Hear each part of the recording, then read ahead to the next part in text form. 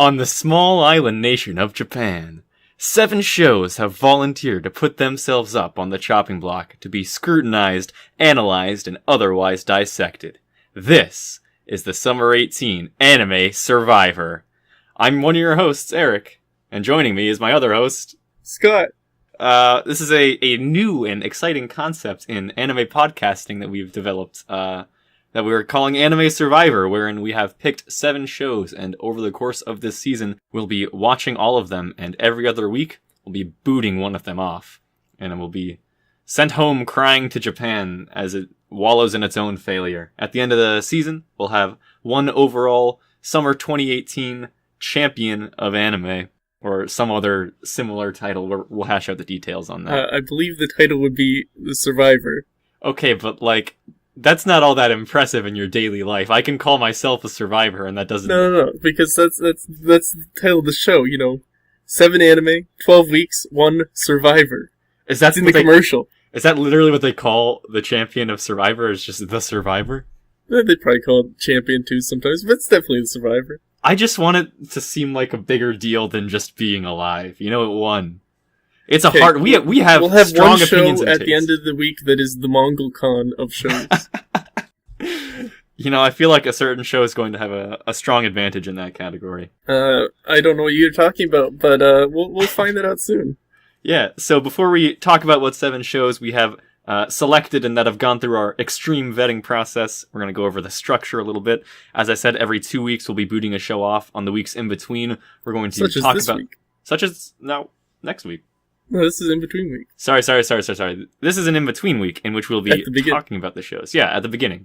We'll introduce the shows, we'll talk about our immediate feelings for a brief period, and then every week off between now, we'll get some guests, we'll be here, we'll talk about what shows are still in, how we feel about them, and then in that week between, we'll prepare for our final arguments. Yeah, that's it. And then we have our elimination weeks, where we're going to be inviting on a guest every other week, and they will be a judge. They will not have seen the show. They will be impartial, much like our American judicial system and our Japanese judicial system. And actually, Japanese is probably common. Japanese is probably not impartial. Who cares? Then they will observe the shows as we describe them, and they will have to decide whether that show is going to survive for the week. Yeah, they don't have justice in Japan. They have microelectronics. Yeah. They just have the emperor, and he, rules over them or something. Who even knows? Are they democracy? I don't think so. Hey, but you know what? At least he can protect them from foreign invasion. Yeah. Much like one of the shows. Yep. And, but also, there's going to be a within-the-show competition, because Eric's going to be arguing one show, and I'll be arguing the other, and that means that whoever gives the better argument is going to keep their show alive. Yes, to be clear, the arbiter will not be watching the anime, so there can be no bias. The chosen show will be based entirely upon how well we argue for that show to be booted. So, in a way, it really is a me versus Scott thing, as much as it is an anime versus anime thing. There's multiple sources of conflict, and that's what makes this show so survivable, really, in this modern economy. Yeah, important to note, we will be arguing for what we believe should be booted off, which implies that we're defending the show that the other person wants to be booted off. So there'll be a mix of those two, of positive and negative arguments, and I think it'll be a good mix. Yeah, so I guess we're ready to go into the shows, probably? Yeah, I think we're ready to start diving in. Alright, so first up for this summer season, we have Satsuruku no Tenshi. Yes, the adaptation of a psychological horror game from RPG Maker, which really, you can tell. This is RPG? It was an RPG Maker psychological horror game. Yeah. And you can tell that it was a video game, which isn't a big deal, but they walk up to a wall and read all of the text on the wall. I don't know. There's super obvious levels, right? Yeah. I think they even call them levels, because it's levels of the building. Oh, they might, actually. I just thought it was... No, it was floor. It was floor. Okay. I really wish they called them levels, though. That would be beautiful. Yeah. Yeah, so, the character designs are pretty good, though. I like how they look. Voice acting, that one guy with the scythe, I can't stand it already. Okay, yeah, so he's the same voice actor as, Baku. I'm gonna call him Bakugan from what's it called? Hero Academia? And he's Bakugan. he's also a Accelerator from Certain Scientific Railgun and Magical Index. And Okay. basically, that's what he always sounds like, and it's Really? kind of funny because it's bad. Does he always screech like that, though? Because his laugh is the worst. Oh yeah. That's the thing. Oh. Why do people... How is Boku yeah. no Hero the most popular show? Yeah, I think this show overall is kind of interesting, but Yeah. it's clearly not top crop of the season, even if it's Right. like top popularity for some reason. But I Well, think it'll be interesting to see how it goes, because this isn't a clear week 1 gone, we hate it. But this is gonna be something to fight for in the midweeks. Yeah, I think this will be a good one to have because it could be a winner or a loser. It's ambiguous. I think it's going to stay at a somewhat similar level of quality because it looks like they're just going through the game. I mean, I think that the text they use off the walls is from the game, and people like the game text a lot, but it'll be a little slow of an adaptation. I don't know. The game was well received. It seems, at least so far, it's like a really fast game if it's just directly from the game, because like you introduce this character who's like clearly going to betray her, and then he betrays her like 2 minutes later. I'm like, well. But hear me out here, Scott. So apparently a huge deal in the game is a promise between the two of them that the girl's gonna get him out, and then when they get out, he's gonna kill her. I don't really get it, because she could just die to any of the other killers, and then that's fine. Yeah, okay. But like, that's the big thing, is that promise between them. Yeah, but she has beautiful eyes. Oh shit, dude. Danny boy, the pipes. They're calling you to steal her eyes. Take them for yours. I really thought he was gonna just like, take her eyes out. And he just didn't try that hard. I also really thought that he was just gonna be a pedophile / child rapist. Yeah, I was pretty When the sure door he was closed. just gonna like kill her and rape her body or something. Yeah, but I mean, I guess it'd be a pretty shitty game adaptation if they didn't make it past the first level. I've been craving throughout the season something that just goes that little weird direction. Like, I would have loved if after all the creepy stuff, he just turned out to be like a creepy guy and he'd actually helped her or something. Oh, yeah. Like, I don't know. Something about most of these shows just made me want something that subverts expectations instead of plays them exactly straight.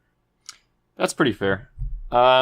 I think we got that from one of the shows that I'll talk about later, but for the most part, yeah, everything kind of went as expected. I think I'm good for that show. Yeah. Alright. So, the second show we have is Hatarako Saibo, otherwise known as Cells at Work, if you're a dirty American. Hataraku Saibo! Da-da-da-da.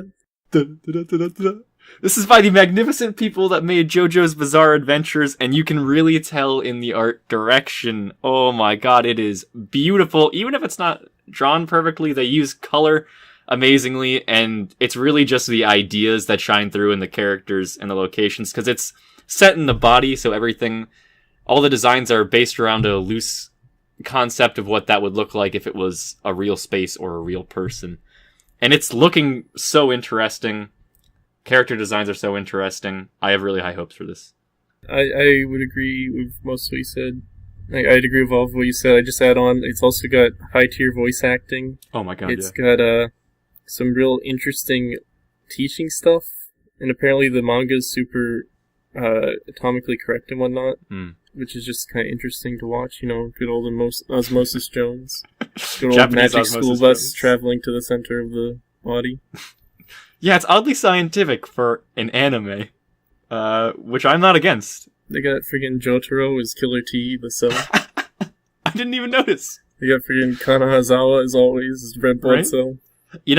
I was looking at the white blood cell and I thought, man, that really looks like Dekim from Death Billiards, or Death Parade, and it's the same voice actor. Nice. It's the same guy. No wonder they look so similar. But, yeah, I love the look of the characters. This first episode played out really well. I thought introduced a lot of characters, which all again had killer designs. Showed us around the body a bit, and a bunch of unique locations in the body, like the lungs, and a bunch of trees that looked pretty nifty. We saw a quick view of the spleen, which I'm looking forward to more exploration of. Also, to do a bit that I expect will be coming up in most episodes of this Anime Survivor, ragging on Hina Matsuri. Oh The my one God. joke where she opens the door, sees the cell, the virus cell, and then closes the door, and he's like, "You can't pretend there was nothing that happened," is so much funnier than anything that happened in 12 episodes of Human Earth. It was so much better. Why was it so bad? I'm so happy to be watching good anime again, Scott. Yeah. God, that's just what a good staff does, though. Is a good staff knows how to write good jokes and do Yeah, a like in good concept. Himatsuri, I feel like that would have been like a 5-minute joke. Just those Yeah. 2 parts. Because they didn't know how to pace and they didn't know how to write. Ugh. Hey, this is a good show. It's a good show, and I think it might even end up being the best of the season. It was the one I was most excited for, but we'll see, because there's a bunch of other heavy hitters. This is definitely going to make it far, in my mind. Yeah, I think so. Yeah. Unless I decide to attack it and use the fact that the person watching doesn't know anything about it and convince them it's really bad. I'll defend this with my fucking life, Scott. I'm going to go ape shit if you try. This is Alright. this is one of my 2 babies that I'll take to the end. Okay. Oh boy. Okay, guess I'm gonna... so we all set? Yeah. Okay, so the next show we've got is Asobi Asobase. Yeah, so this is another heavy hitter. It's about Japanese pastimes and learning English in conjunction, but mostly about Japanese pastimes.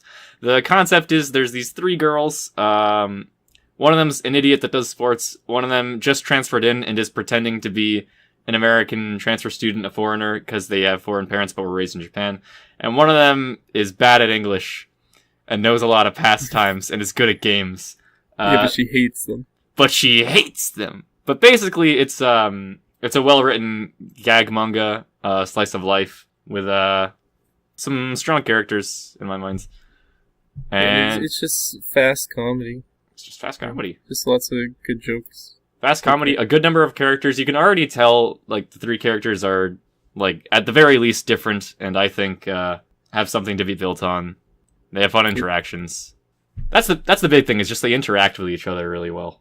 Yeah, and the principal, or teacher, or whatever he was, is like, probably gonna stay a minor character, but he's glorious in the 2 scenes he's in.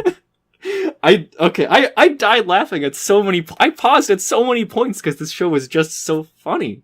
She Like- couldn't hold it in, taste the water. This isn't pee. And they're like, "Oh, he's a good guy," and everyone's like, "No, he is not." But even before that, like, he looks to his left, and there's a shadow of the case closed kid, and he says, "I need to investigate." Yeah. Like, it's so good. And earlier, when it's first revealed that the girl isn't actually American and can't speak English, it plays a fucking recorder version of the national anthem. Oh my god.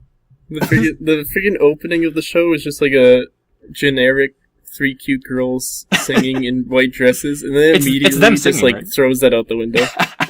That's such a good fake out.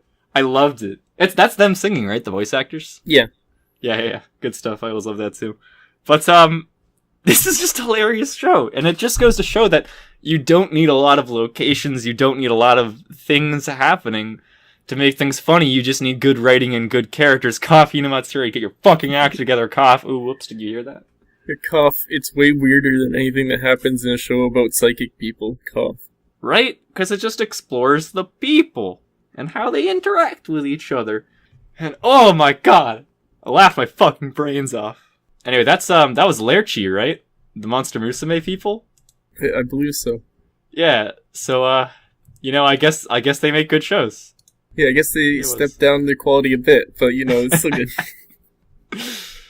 They did Assassination Classroom too, and the Danganronpas. Yeah, okay, sure. Anyway, it's hilarious, and I didn't expect this. It kind of came out of nowhere, and it ended up being a very heavy hitter that I think is also going to make it far. Okay. Then next up, we've got something that we may have been hinting at. Angamolus Gengoku Kasenki. Okay, I'm gonna do that one more time. Yeah, Engelmois Genko Kasenki. Alright, so maybe that wasn't great, but this is the show about the first Mongol invasion of Japan. It's a historical remaster of a manga that I recently learned didn't actually get a scanslation at any point, which is, I guess, why this came out of nowhere, is because, we've never seen it adapted to English before. Yeah, I mean, because you gotta translate the Chinese, and you gotta translate the Japanese. And you gotta translate the Mongol runes. Yeah. Like, there's a whole bunch of stuff here. But I ended up really liking this. So, the general plot, it's gonna follow the events of the first Mongol invasion, so there's already a story there. You kind of already know what's going to happen, but they base the story around a group of exile band of misfits of sorts. As a weirdo myself, I always love Band of Misfits. But and we'll see them as they prepare to fight off the invasion, and it's already talked about themes of war and loss. Not a lot. It's had a couple action scenes which looked pretty good.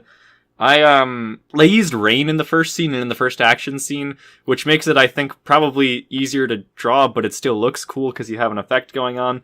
Like, it's one of those attention diverters that I think paid off. I was going to say, the rain I really liked because it made the fact that the show is butt ugly hidden. Right? Like, I don't think it's that butt ugly. I think it's pretty ugly. It's got alright character designs, but they don't animate well at all. That's fair.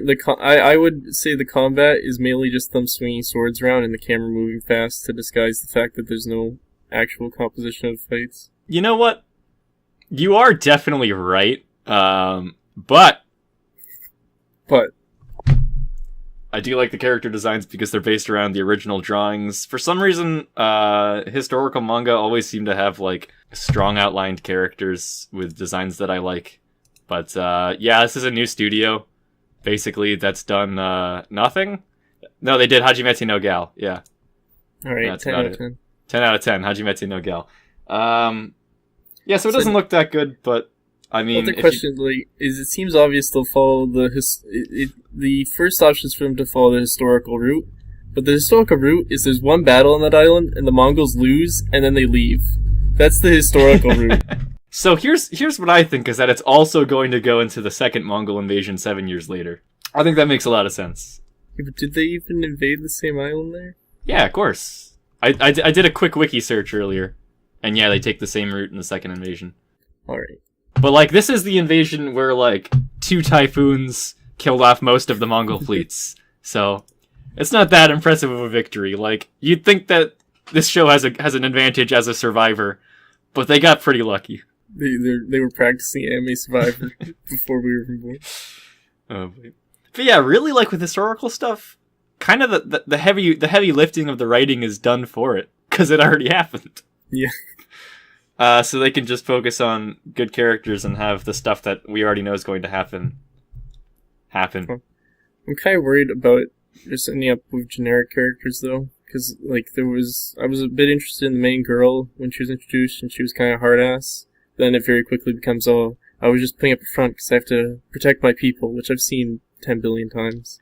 Yeah. And the main guy's like, I don't want war, but I'm always in war. And then the other guy's like, oh, but you actually do like war. And he's like, maybe. You're just like me. You love war. Ooh. I hope they keep it fun rather than try to get too serious, because I feel like if it gets too serious, the characters will just be cliched. Yeah, I agree. I want them to keep it with that, like, Band of Misfits energy of the Exiles. Wait, also, what's up with the friggin' Chinese people being blonde to show foreigner? Like, yeah, that's not... It's not how Chinese people work. It's not how Chinese people work. They got the facial hair, but... Well, unless it turns out to be a European leading the Mongols. They have advanced technology, like skeletons. How can we do that? They can tell the angle of the sun. What do we do? We're done for. But, luckily they haven't invented gunboats yet. Thank God. Yeah, we'll see what happens. I think this will be a midweek show, but who knows if Scott wants to beat it up first. Yeah, I think this will be a slugfest in, like, weeks 2 elimination 3 or 4. Yeah, but, I think it'll probably end up with me defending it, Scott trying to kick it off. We'll see what happens. Yeah, no spoilers. We can't spoil, we don't even know. Yeah, we don't even know what's gonna happen. But speaking of kicking off, very quickly, we got another show called Jashin-chan Dropkick. And oh boy, is it bad. And is it getting kicked to the curb? Wow. So yeah, the big fight's gonna be who gets to pick this one to be kicked off. So we watched the PV of this when picking shows, and the whole time, it's like a serious summoning scene where the whole time we're thinking, okay, this is going to be a bait and switch, this could be pretty good. Because it was labeled as a comedy. Yeah, and then we get to the end of the PV and there's no bait and switch, and it was just like a seriously animated and directed, like, devil summoning scene, and that's it. And then that PV is basically the first 30 seconds of this show. No, it was like 5 seconds. Yeah. Like, the PV was like a minute, but they shortened it to like 5-second fast forward. They shortened the PV, which they clearly spent, like, a lot of their budget Most on. of their effort on. Yeah. And then we got a show that just jumped in without anything, and I'm not willing to give it a chance. Yeah, I think the one redeeming thing is the Angel's design is just really weird. She's got, like, wide eyes that look tired, and I was like, okay, that's interesting. I actually loved that, yeah. She's like an owl, but But then we have a Hot Pot episode that's just way worse than anything Good Tom ever came up with. We got a bunch of characters they just don't introduce, because apparently they skipped really far into the manga instead of starting at the beginning, which would make sense. Oh! I forgot, the one really funny thing that happened is they have a friggin' Peanuts reference. Wait, what? Friggin' the demon goat thing is flying over and not like Woodstock. And oh my god! The dog is lying there like Snoopy on the doghouse. I was like, what the frig? It's funny because it's like the Western media that I consume. Yeah, but also, who expects a demon dog Snoopy? That's so good. Also, the scariest thing was the friggin' voice acting on the friggin' goat and the demon dog. Oh my god. Yeah. Like, the dog is just a girl, clearly, going, woof! And I'm like, what the frig? Yeah, so that was fun at least, but those are like 5-second asides before commercial breaks. Yeah. Once you've seen Gintama, you can't go back in terms of a Hot Pot. But yeah, they just jump right in and show a bunch of characters and interactions that we've never seen. Like, I'm just confused because if you've seen anime before, you know that that's not the typical way to do it, so they went off the beaten path, kudos, in media res, but like... And they didn't need to, because they just do the same skit 3 times of this one. The demon wants to drop kick the person to kill them. Right. It seems like that will let them stop being summoned.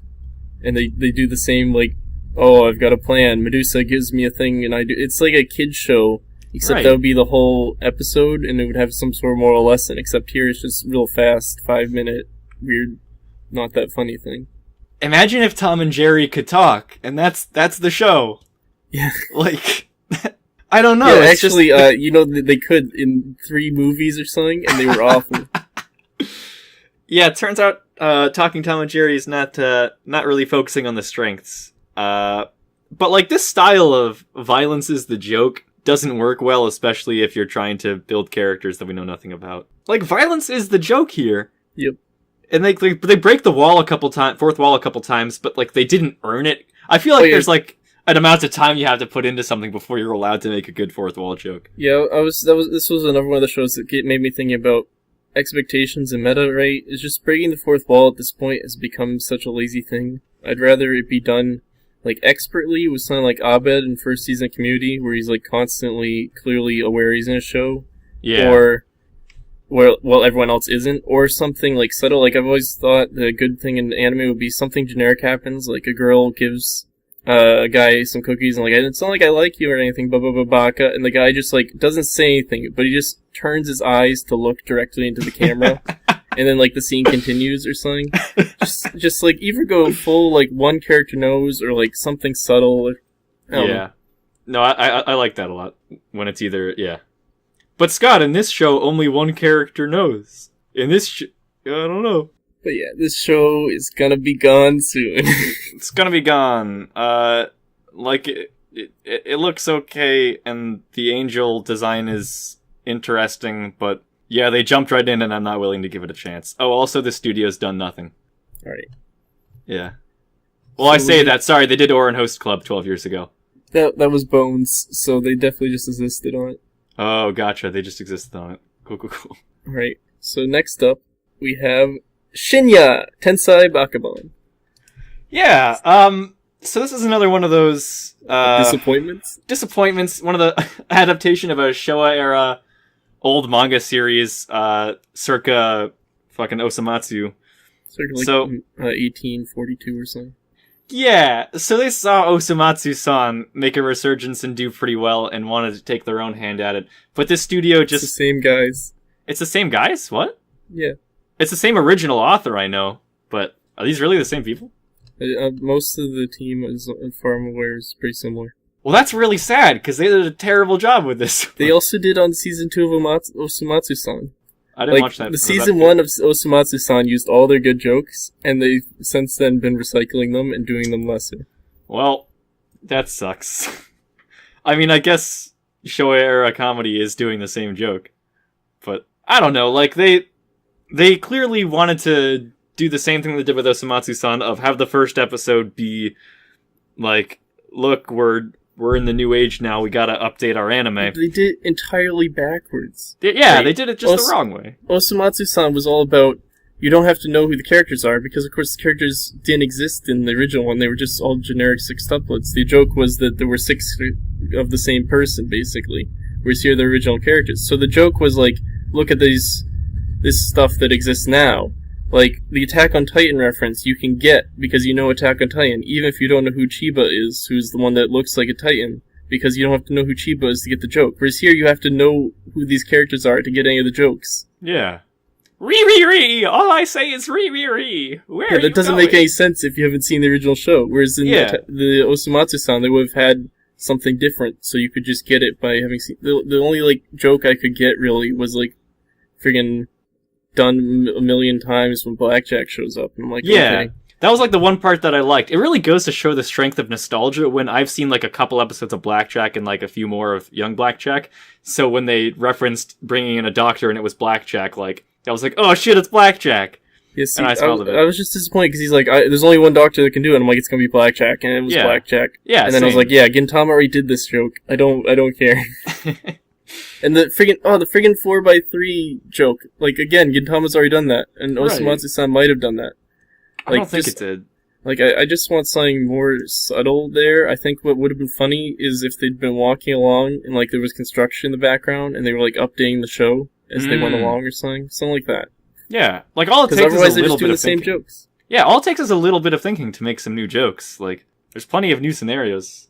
But, yeah, so after watching this first episode, I immediately had to go back and watch the first 2 of Osamatsu-san just to, like, try to get what it would become in episode 2 and why it was so bad in comparison. And yeah, they just handle the changes, like you said, so badly because they make it about, like, the characters instead of about anime. And then in episode 2 of Osamatsu, it feels like it gets into what it's going to be more regularly for the rest of the season, so I would expect in episode 2 of this to be like the manga, which I hear is the Papa introduces some crazy idea to, like, a Rudy Goldberg his way around something simple, and it gets them in trouble, and they've got to work their way out, and there's some kind of lesson at the end.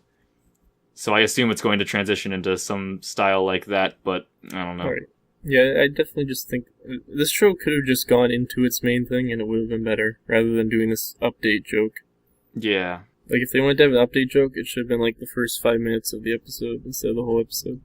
Right. Because it clearly is just this, like, them mirroring the Osamatsu redo. Yeah.